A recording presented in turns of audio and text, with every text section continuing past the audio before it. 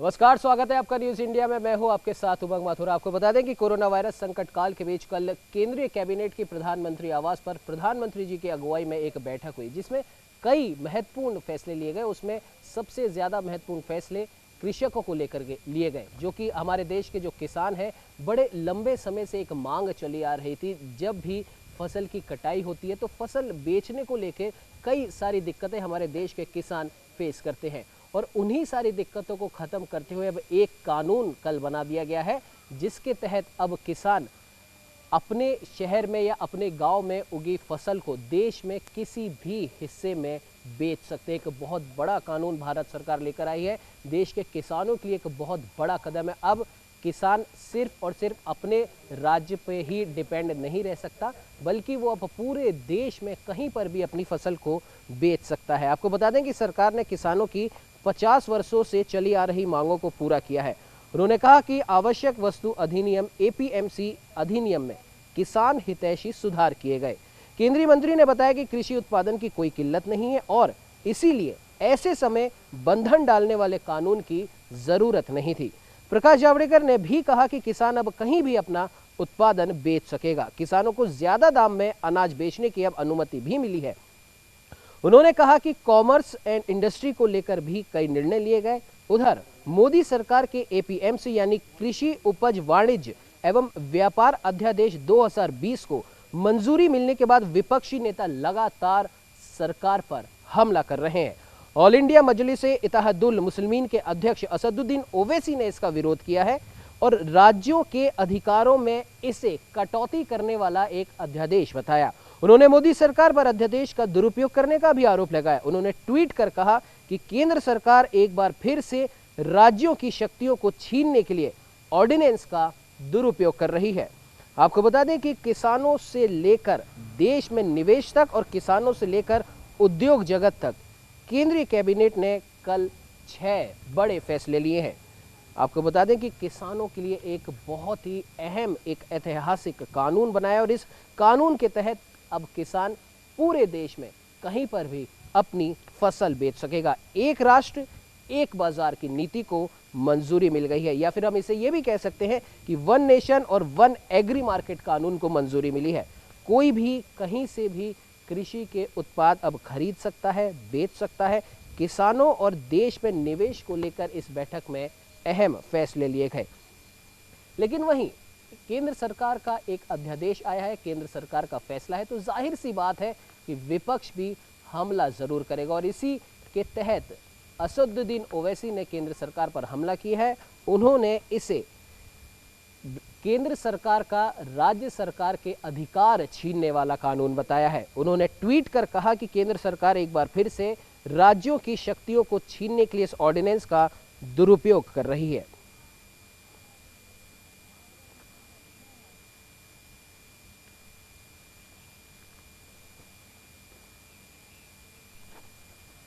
तो वहीं इस पर बात करने के लिए हमारे साथ उत्तराखंड से महावीर नेगी, हमारे वरिष्ठ संवाददाता, लाइव जुड़ चुके हैं, और साथ ही साथ उत्तर प्रदेश लखनऊ से हमारे विशेष संवाददाता शेखर आनंद त्रिवेदी जुड़ चुके हैं। शेखर जी, आपके पास आना चाहूंगा। जिस प्रकार से कल जो अध्यादेश लेकर आए हैं केंद्र सरकार, 6 बड़े फैसले किए गए, लेकिन एक जो सबसे प्रमुख फैसला है, क्योंकि हमारे भारत देश को एक कृषि प्रधान देश कहा जाता है और लंबे समय से किसानों की कई परेशानियां चल रही थी, उन्हीं परेशानियों को दूर करते हुए one nation one agri market का जो अध्यादेश केंद्र सरकार लेकर आई है, क्या कुछ कहना चाहेंगे उस बारे में?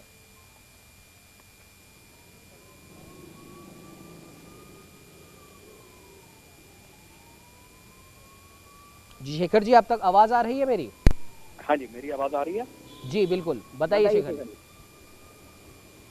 मैं आपको ये बता रहा था कि किसानों की 50 साल से ज्यादा पुरानी मांग थी, और सरकार ने जिस तरीके से इसमें इनिशिएटिव लिया है, कैबिनेट ने जिस तरीके से फैसले पर मोहर लगाई है, वो अपने आप में न सिर्फ काबिल तारीफ है, बल्कि जो किसानों को एजुकेट करने का काम है अब वो करना पड़ेगा। होता यह है कि किसान के पास इतने संसाधन और समझ नहीं होती है कि उसको अपना माल कहाँ पर बेचना है, किस तरीके से बेचना है। जो ग्रामीण मंडियां होती हैं, जो बिचौलिए होते हैं, उन वही किसानों को इस तरीके से अपनी गिरफ्त में लिए होते हैं, जिसकी वजह से इस तरीके की समस्याएं अक्सर उनके सामने आती हैं कि उनको जो माल बेचना है वो सस्ते मध्य दरों पर बेच देते हैं। अभी कुछ दिन पहले जैसे हमारी आपकी चर्चा हुई थी, उसमें मैंने बताया था आपको कि ग्रामीण इलाकों में और शहरी इलाकों में लॉकडाउन के दौरान जिस तरीके से सब्जी के दाम थे, या अभी भी हफ्ते 2 हफ्ते के भीतर जिस तरीके की चीजें देखी गई हैं, जमीन आसमान का अंतर है। आप सोचिए कि अगर 3 रुपए, 4 रुपए, 5 रुपए का एक कद्दू या लौकी बिक रहा है, और उसके बाद शहर में आते आते वो ही चीज अगर 50 रुपए और 40 रुपए किलो के हिसाब से बिकने लगती है, तो कितना बड़ा अंतर है। तो ये किसानों के लिए भी एक बेहतर चीज हुई है, क्योंकि बहुत सारे मजदूर ऐसे हैं, खासतौर से अगर मैं उत्तर प्रदेश को ध्यान में रखते हुए बात करूं, जो इस समय अपने घर वापस आए हैं, और वो ये चाहते हैं कि उनको वापस न जाना पड़े, यहीं पर वो अपने व्यवस्थाओं को सुदृढ़ कर सके। तो इसमें किसानों के सामने भी एक बहुत अच्छा विकल्प है कि एक ही परिवार के अगर 2 भाई या 3 भाई इकट्ठा हो गए हैं, एक भाई केवल खेती कर रहा था तो दूसरा भाई मार्केट संभाल ले, तीसरा भाई ये भी देख सकता है कि वो किस तरीके से फूड प्रोसेसिंग के काम को आगे बढ़ा सकता है। और अगर पूरे गांव में एका है, 2-3 परिवार मिलकर के इन चीजों को आगे बढ़ाते हैं, तो कुटीर उद्योग या जो ग्रामोद्योग का पूरा व्यवसाय है, उसमें काफी मदद मिल सकती है। और ये बात तो निश्चित है कि किसानों को अगर पूरी मंडी मिलती है, देश उनके लिए एक बड़ा बाजार हो जाता है, तो उससे उनको फायदा जरूर मिलेगा। इस बड़ी बड़ी एमएनसीज होती हैं जो किराए पर खेत ले लेती हैं, किसानों को पहले ही वो पेमेंट कर देती हैं, अपने बीज देती हैं, और उसके बाद किसानों से उम्मीद करती हैं कि वो उस तरीके का फल या सब्जी उगाए या पैदावार करें जैसा वो चाहते हैं। तो इस तरीके से किसानों को कई तरीके के फायदे मिल सकते हैं। अब शर्त यह है कि इन चीजों का असल लाभ किसान ले सके, क्योंकि देखिए बहुत बड़ी संख्या ऐसी है जो बिचौलियों की है, और वो बिचौलिए ऐसे हैं जिनके पास दरअसल कोई काम धंधा है नहीं, वो सिर्फ घेराबांदी करते हैं। और इस तरीके जो हमारे मासूम किसान है, जो मेहनतकश किसान है, उनकी मेहनत का असल फायदा वो बीच में लेकर के उड़ जाते हैं। नुकसान किसान को होता है, और दूसरी तरफ जेब हल्की होती है किसी आम आदमी की, जो वो प्रोडक्ट खरीद रहा होता है। अब किसानों को यह है कि वो अपना माल आसानी से उन जगहों पर बेच सकते हैं जहां पर उनको नगद में पैसा मिल रहा हो, जहां पर जल्दी पैसा मिल रहा हो। अब गन्ना किसानों की समस्या को देखिए, कुछ समय पहले तक इस तरीके की समस्या जरूर आती थी कि उनका जो पेमेंट था वो कई कई साल का लंबित था, और कई गन्ना किसान ऐसे थे जो भुखमरी और आत्महत्या तक करने लगते थे। वो खड़ी फसलों में आग लगा देते थे। पश्चिमी उत्तर प्रदेश के बहुत सारे गन्ना किसान ऐसे थे जिनको उत्तर प्रदेश में अगर वाजिब दाम नहीं मिल रहा होता था, तो बगल में उत्तराखंड है, वहां पर जाकर के वो अपनी फसल बेच देते थे। इसी तरीके से उत्तराखंड के कई फल ऐसे होते थे जिसके दाम उत्तराखंड में तो कम होते थे, लेकिन वो दिल्ली की बाजार में या उत्तर प्रदेश के बाजार में मैदानी इलाकों में आकर के अगर बेचते थे तो उनको बहुत अच्छा मुनाफा होता था। तो ये कुछ जगहों तक जो सीमित था, अब वो बड़े स्तर पर बढ़ गया है। जी बिल्कुल शेखर जी, आपने सही कहा कि पहले ये चीज़ काफ़ी सीमित थी, लेकिन अब ये बढ़ चुकी है। अब ये पूरे देश तक अब अपना जो भी किसान है अपना प्रोडक्ट वो कहीं पर भी बेच सकता है, और इससे जाहिर सी बात है उसकी आमदनी में भी बढ़ोतरी होगी। खैर महावीर जी हमारे साथ लगातार बने हुए। महावीर जी, उत्तराखंड एक ऐसा प्रदेश है जहाँ पर पहले ही कृषि करना एक चुनौतीपूर्ण काम माना जाता है, और वहाँ पर भी कृषि के जो भी प्रोडक्ट होते थे, फसलों के दाम होते थे, एक तो वहाँ पे पहले ही खेती करना मुश्किल है, और दूसरा जब वहाँ पर फसल कटाई के बाद में बेचने की जब वहाँ पर भी कई समस्या आती थी। लेकिन अब जैसे कि one nation one agri market का जो ये नया अध्यादेश आया, इससे क्या लगता है आपको कि उत्तराखंड में किसानों के लिए कितना सुविधाजनक ये कानून है?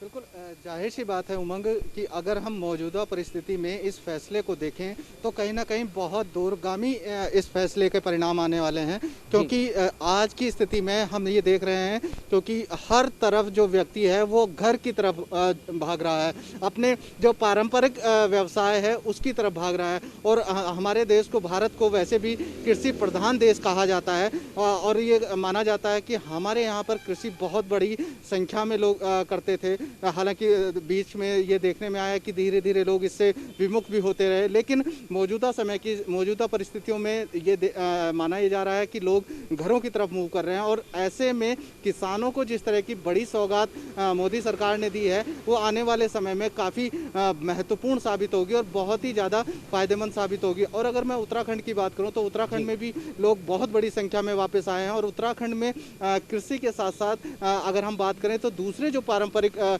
जो जो फल हैं, जो उत्पाद हैं, उनकी भी जो उत्पाद करने की क्षमता है उसको बढ़ाने की ओर लगातार प्रयास यहाँ पर लोग कर रहे हैं। और जैसे कि प्रवासी लौटे हैं तो वो अब इस और ध्यान दे रहे हैं कि हमारे जो पारंपरिक और जो हमारे मूलभूत जो सुविधाएं कृषि को लेकर थी उसको कैसे बढ़ाया जाए। तो ऐसी स्थिति में अगर मोदी सरकार की ओर से इस तरह का फैसला आता है तो कहीं ना कहीं इस चीज़ को बढ़ावा देने वाली बात होती है और हौसला बढ़ाने वाली बात होती है, क्योंकि ऐसी मौजूदा परिस्थिति में अगर हर आदमी जहां एक डरा हुआ है और आशंकित है अपने व्यवसाय को लेकर, अपने रोजगार को लेकर, ऐसे में अगर कृषि की ओर लोग आते हैं, कृषि की ओर अपना रुझान करते हैं, तो मोदी सरकार की ओर से जो पहल की गई है ये अपने आप में बहुत अहम है।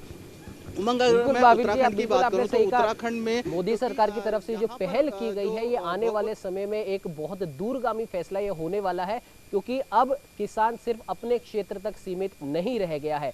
हर किसान अपनी हर फसल को अब दूसरे राज्यों में जाकर बेच सकेगा, जहां पर उसको उचित दाम भी मिलेंगे और उसकी आमदनी भी इससे बढ़ेगी। खैर महावीर जी, आप हमारे साथ बने रहिए। आप हमारे दर्शकों को हम बता दें कि जयपुर राजस्थान से हमारे साथ हमारे वरिष्ठ संवाददाता रमेश पुरोहित भी जुड़ चुके हैं और किसान नेता रामपाल जाट जी भी जुड़ चुके हैं। रामपाल जी, बहुत बहुत स्वागत है न्यूज इंडिया में। धन्यवाद उमंग जी।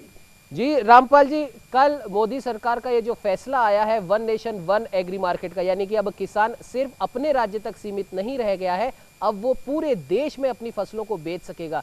क्या लगता है इस फैसले के क्या कुछ परिणाम हो सकते हैं आगे जाकर? उमंग माथुर साहब जी, एक बात में तो मैं सरकार की प्रशंसा करना चाहूंगा जी, कि वो झूठ को भी ऐसे परोसती है जैसे सच हो। जी, ये 100% झूठ है कि किसान को इन्होंने पूरे हिंदुस्तान में माल बेचने की आजादी दे दी। जी, वो तो पहले भी आजाद था किसान, तो पहले कोई रोक नहीं थी। राजस्थान का किसान केरल में जाकर अपना सामान बेच सकता था, जी, केरल का किसान महाराष्ट्र में जाकर अपना उपज बेच सकता था, कहीं रोक थी ही नहीं। जी, तो जो था ही नहीं उसको इन्होंने हुआ खड़ा कर दिया कि हमने किसान को आजादी दे दी। जी, तो किसान तो पहले से आजाद था।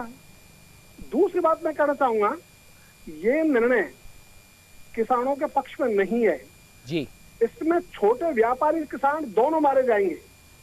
इसलिए सरकार अपना झूठ को छिपाने के लिए और ये जो बड़े बड़े धन्ना सेठ है, जो पूंजीपति है, उनके संरक्षण के लिए वन मार्केट और वन नेशन इसका नारा देकर ये छद्म रूप से आ रही है। तो इस सरकार का छद्म का तरीका है जो सरकार को बंद करना चाहिए। इससे किसान मारा जाएगा और व्यापारी छोटा मारा जाएगा। केवल पनपेंगे जिनके पास बड़ी पूंजी है, पूरा बाजार का नियंत्रण उनके हाथ में होगा जिनके पास बड़ी पूंजी है। तो बड़ी पूंजी वाले ही पनपेंगे, ये सरकार का इस निर्णय का अर्थ है। और इस छिपाने के लिए कि लोगों में विरोध नहीं हो, इसलिए सरकार इसको ऐसे प्रचारित कर रही है जैसे इन्होंने किसानों को जो है ना निहाल कर दिया, किसानों के लिए फैसला किया है। अरे किसानों के विरुद्ध का फैसला और किसान के भले के नाम पर उसको प्रचारित कर रहे हो। इसलिए मैंने कहा, वाह भाई सरकार, तू हमारा गला भी काट रही है और ये भी आवाज में होने दे रही कि हमारा गला काट रही है। तो हमारा गला काटते हुए भी उसको प्रचारित ऐसे कर रही है जैसे आप हमको श्रद्धा सुमन चढ़ा रहे हो। जी, ये जो बिल्कुल रामपाल जी, आपके इन्हीं सवालों के हम जवाब ले लेते हैं। रमेश पुरोहित जी हमारे वरिष्ठ संवाददाता जयपुर राजस्थान से जुड़े। रमेश जी, जिस प्रकार से रामपाल जी ने कहा कि इस अध्यादेश से कुछ नहीं होने वाला क्योंकि किसान पहले भी अपना सामान दूसरे राज्यों में दूसरे शहरों तक बेच रहा था, क्या कुछ कहना चाहेंगे रमेश जी रामपाल जी की बात पर?